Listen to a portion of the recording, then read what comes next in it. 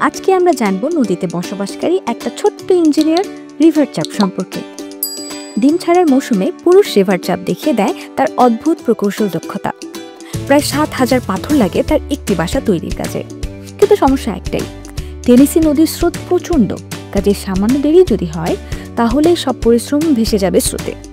তার ওপর প্রতিদ্বন্দ্বীরাও চুপ করে নেই, তারা যে কোনো সময় মুখে ভরে নিয়ে যেতে পারে তার সাজানো পাথরগুলো।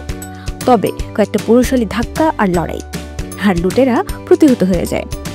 অবশেষে শিলাধসের মতো সেই পাথরের দুর্গ সম্পন্ন করে পুরুষ মাছ। বাসা প্রায় প্রস্তুত, ঠিক তখনই হাজির হয় স্ত্রী মাছ।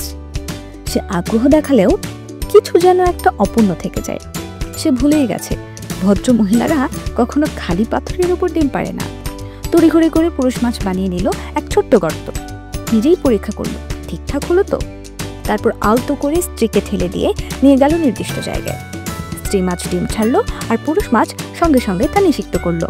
ডিমগুলো ইনকিউবেশন সময়ে পাথরের নিচেই লুকানো থাকবে, যা তাদের বাঁচাবে স্রোতের তীব্রতা আর হিংস্র শিকারীদের হাত থেকে। এভাবেই শুরু হয় জীবন, অভিনব প্রকৌশলীর হাতে গড়া পাথরের দুর্গে।